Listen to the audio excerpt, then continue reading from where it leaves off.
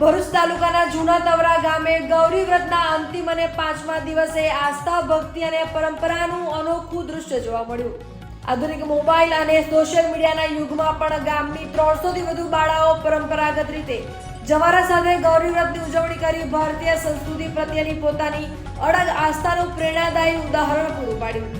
બાળાઓ પરંપરાગત વેશભૂષામાં જવારાની ટોપલીઓ લઈને ઢોલ નગારાના તાલે ભવ્ય શોભાયાત્રા સ્વરૂપે ગામના ભૂદેવ રાજેશભાઈ પુરાણીના નિવાસ સ્થાને પહોંચી હતી. જ્યાં વૈદિક વિધિ અનુસાર જવારાનું પૂજન અર્ચન કરવામાં આવ્યું હતું. ત્યારબાદ મહાઆરતી, માતાજીના ગરબા અને ભક્તિ ગીતોથી સમગ્ર વાતાવરણ ભક્તિમય બની ગયું હતું. પૂજન બાદ બાળાઓ જવારા પોતાના ઘરે લઈ ગઈ હતી અને ગામના વિવિધ વિસ્તારોમાં ઘરે ઘરે ફરી માતાજીના ભજન, કીર્તન તથા જાગરણનું આયોજન કર્યું હતું. સમગ્ર ગામ આખી રાત ભક્તિભાવમાં લીન રહ્યું હતું.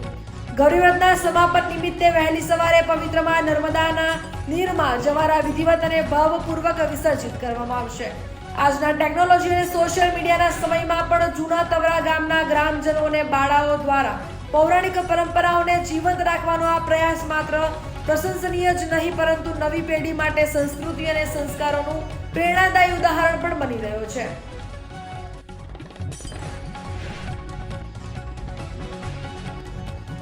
હું જૂના તવરા ગામમાંથી બ્રાહ્મણ તરીકે રાજેશકુમાર નટવરલાલ પુરાણી, જેઓ વર્ષોથી અહીંયા ગૌરી વ્રત અને જયા પાર્વતી વ્રતની પૂજા થાય છે અને સાંજે ગૌરી વ્રતની ગોરો લઈને દરેક બહેનો અને દરેક દીકરીઓ પોતાના ઘેરેથી અહીંયા આવે છે, અહીં ગરબા ગાય છે અને પછી પોતાના ઘેર એ ગૌરી ગોર લઈ જાય છે અને પોતે આ રીતે વર્ષોથી એક જાતનો ઉત્સાહ અને આનંદ સંસ્કૃતિ, આપણી જે સનાતન હિન્દુ સંસ્કૃતિ છે એ પ્રમાણે જ ઉજવતા રહ્યા છે અને આ રીતે હજુ ઉજવીશું એવું ભગવાન પાસે પ્રાર્થના છે અમારી.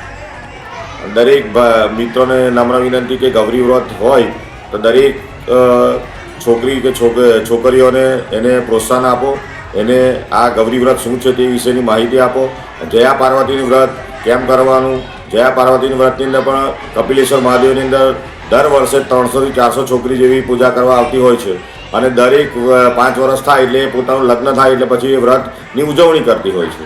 તો એ ઉજવણી કરે અને પછી પોતાનું સંસાર સારી રીતે જીવી શકે એ માટે સંસારની અંદર સુખ સંપત્તિ પ્રાપ્ત કરી શકે અને પોતાના સાસરી પક્ષની અંદર જે અહીં પોતાના માતા પિતાને જે સંસ્કાર આપેલા એ જ સંસ્કાર એની સાસરીમાં આપે તો એને જયા પાર્વતીનું વ્રત ફળ્યું કહેવાય.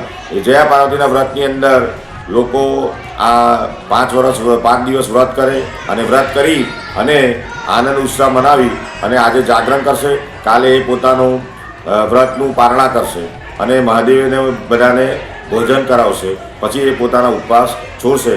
તો આ રીતનો આ ગૌરી વ્રત અને જયા પાર્વતીનો ઉત્સાહ છે એને જાળવી રાખવા નમ્ર અરજ છે. ભારત માતા કી જય.